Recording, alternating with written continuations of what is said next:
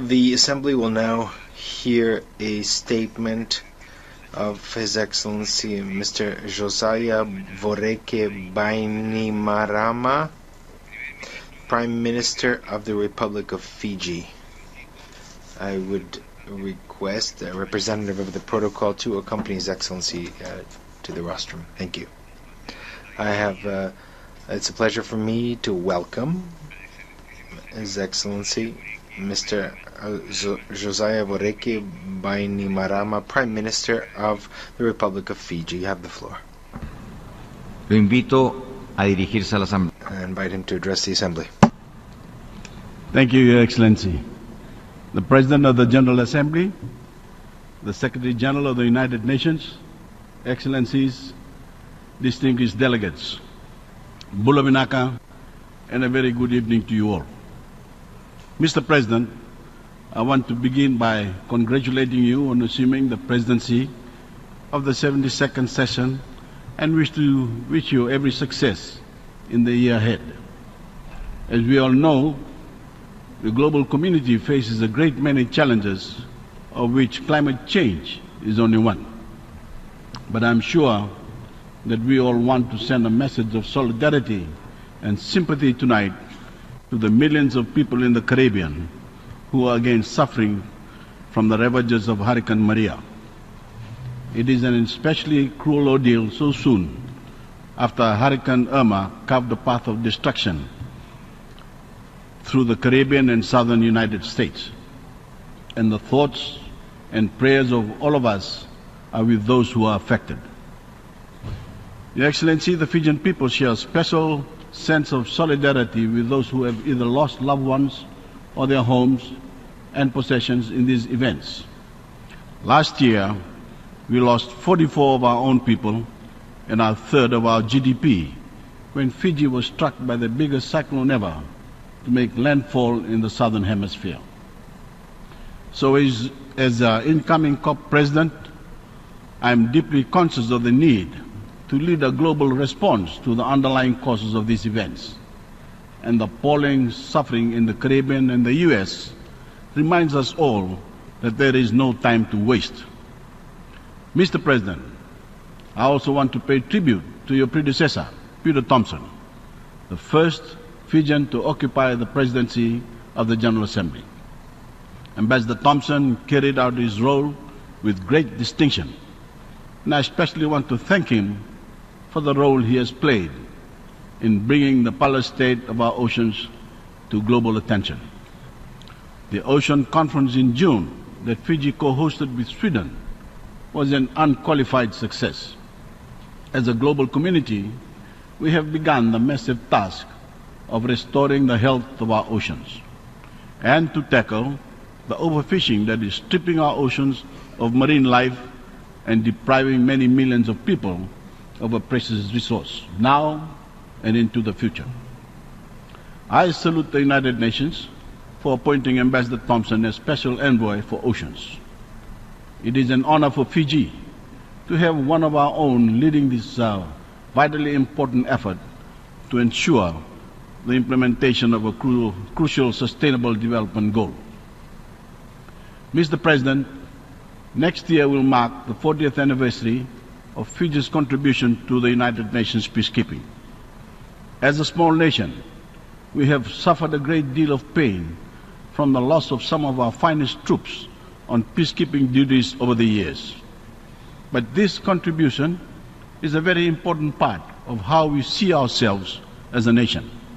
Our men and women in uniform serving the global community by protecting ordinary people in troubled parts of the world. For 40 years, we have helped to make the world more secure. And now, we are determined to make a successful contribution to the wider security of the planet through our leadership of COP23. Mr. President, there is no escaping the fact that climate change is a greater threat to global security as any source of conflict. Millions of people are already on the move because of drought and the changes to agriculture threatening their food security.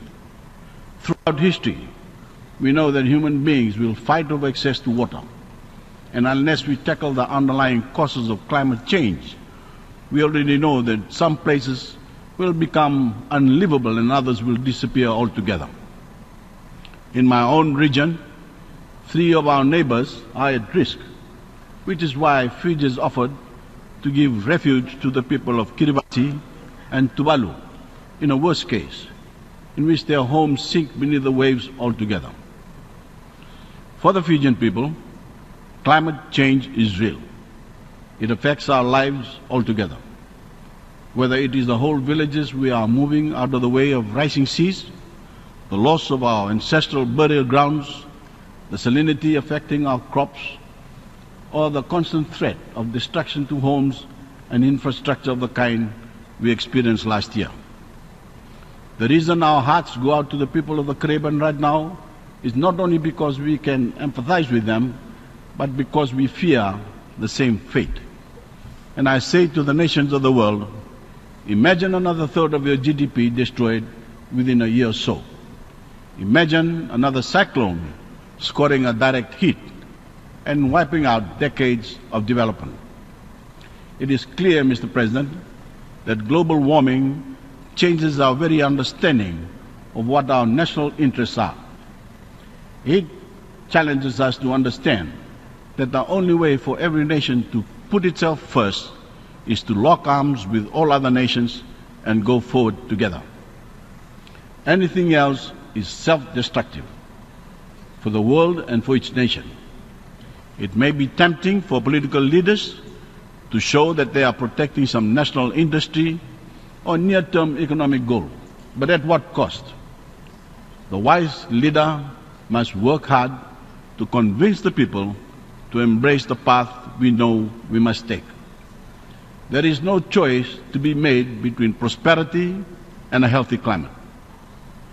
For how prosperous can we be if we must devote our resources to relocating entire populations or reinforcing major cities? What does it cost to find new places to farm? And what about the consequences for global and regional security if nations begin to compete for safe land or have conflicts over the movements of climate refugees? It is obvious that we need to cooperate. We need to learn from each other and to use the world's considerable resources to do the most good for the most people. We need to continue to create prosperity and to ensure the well-being of the nations and ecosystems of the world. If we view this as some sort of negotiation in which each country tries to preserve its narrow national interest, we will all lose. We will be powerless to protect our own people from the consequences of climate change. Collective action is the only way forward. Wise men and women will understand that. Mr. President, that is why I took on the role of COP President, why I eagerly embrace becoming the first Pacific Islander to do so. Because it is about ensuring that my own people flourish and prosper now and into the future. And by collaborating with other nations of the world through this process, we ensure that together humanity can flourish and prosper. Mr. President, the ball will be passed to me and Team Fiji in Bonn in November by Morocco. And we thank the Moroccan presidency of COP22 for making such great strides down the field towards the end game of fully implementing the Paris Agreement. Next year, Fiji will pass the ball to Poland, and I want to assure the presidency of COP24 that Fiji will be supporting you all the way to the line. Mr. President, our own presidency would not be possible without the wonderful assistance of Germany. We simply could not have staged an event of this size and complexity in Fiji. But out of necessity, we have forged a bond with Germany that is an example to the world of how countries can, at opposite ends of the earth, and of vastly different means and size, can work effectively towards a common goal. We did it with Sweden with the Ocean Conference, and we are equally proud to stand shoulder to shoulder with Germany to deliver what the Paris Agreement was meant to do.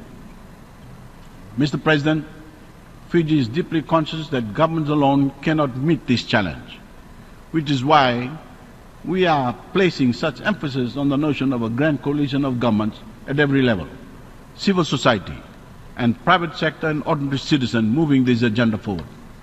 I am reaching out to governors, I am reaching out to mayors, leaders of every sort across our societies, people of faith, people on the front line of the climate struggle, women, and the young people who represent our future. Mr. President, we are going to do things in Bonn differently. The formal proceedings will be led by our chief negotiator, Ambassador Nzhat Shamim Khan, and I will play a roving role. I will be on hand to resolve any difficulties in the formal negotiations. But to reflect the importance of our grand coalition, I will be traveling between the two zones in Bonn, the formal negotiations and the climate action zone, with my good friend, our climate champion, Ines Ratu, and my fellow Pacific leaders. I'm counting on them to help me get the message across that only by working together can we move this process further and faster. In the climate action zone, the Bonn zone, Fiji and Germany are bringing together all those who have a part to play in making this grand coalition a grand transformation. Climate activists, companies at the cutting edge of technology, artists and creative people, dancers and performers, and we will be stamping this zone with the Fijian Bula spirit of optimism and inclusiveness that has made our islands famous the world over. In the formal zone, the Mbula zone, we want the nations of the world to embrace what we call the Talanoa spirit in Fiji and certain other Pacific countries. A dialogue based on trust, empathy, and the collective good. In our experience, it is the best way of getting things done, especially in difficult circumstances. Engagement that is respectful, honest, cooperative, and acknowledges that no one, no matter how powerful, can solve the climate challenge on their own. For humanity to survive, flourish, and prosper, we have no alternative but to cooperate. Mr. President, we have already established a solid foundation for our work as President. The formal negotiations are progressing, and we are looking forward to ministers and their delegations and representatives of civil society coming to Fiji next month for our pre-COP. We are already delighted by the energy and sense of purpose of the leaders who make up the Grand Coalition. I am especially grateful to the Special Envoy for states and regions that I have appointed to help me, Governor Jerry Brown of California, who heads an impressive list of political leaders around the world in the Under 2 coalition. Mr. President, as we all know, the Paris Agreement calls for global warming to be kept well under 2 degrees over that of the industrial age, and as close as possible to 1.5 degrees. A year ago, Mr. President, I stood here before being appointed President of COP23 and called for 1.5 degrees to be our target. I meant it then, and I mean it now. There is an urgent need to fix this number as our objective and as soon as possible. I certainly carry with me the authority of the Pacific to pursue this objective. And at this point, I want to pay a fulsome tribute to a Pacific Islander who we have just lost, but whose legacy will live on in these negotiations. Tony de Broom of the Marshall Islands took a very powerful slogan to Paris 2 years ago: 1.5 to stay alive. We intend to honor Tony's legacy, and I intend to draw upon his spirit during my presidency. Mr. President, as well as ensuring decisive action to limit global warming, we must also do a lot more to make nations and communities more resilient to the effects of climate change. We know we are all going to have to adapt, but we must make special provision for those who are most vulnerable and have the least resources to cope with the catastrophic consequences we are witnessing all around us. We are pleased to be part of a serious engagement with government and the private sector to secure innovative and more affordable access to insurance, to enable those affected by disaster to recover more quickly. It is a question of fairness and economic development, because without insurance, restoration and rebuilding is simply too great a burden for many nations and communities. We are also encouraged by the rapid development of clean, affordable alternative energy solutions for countries across the world. This offers great promise that we can achieve this 1.5 degree target and prosper. Mr. President, I'm in no doubt that the role I have embraced as COP23 President is the most important any Fijian leader has undertaken.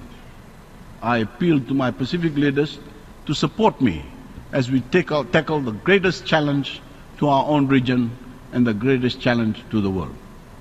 I want to acknowledge the work of the Alliance of Small Island States these past 30 years, which has consistently looked after the interests of our people and has reminded the world that our interests are the interests of every global citizen. We are all in the same canoe, which is why we will have a Fijian ocean-going canoe and Rua in the main hall in Bonn to remind everyone of the need to fill its sail with a collective determination to move this process forward, to deliver on the promise we made to each other in Paris. And to all the nations that have to ratify the Paris Agreement, please do so. So, Mr. President, I appeal to the nations of the world and all the leaders of the Grand Coalition to support me. I draw my power as COP President from you, and I will do everything in my power to use it wisely. Thank you, and God bless you all. En nombre de la Asamblea General. On behalf of the General Assembly, I would wish to thank His Excellency Josiah Voreke Bainimarama, Prime Minister of the Republic of Fiji.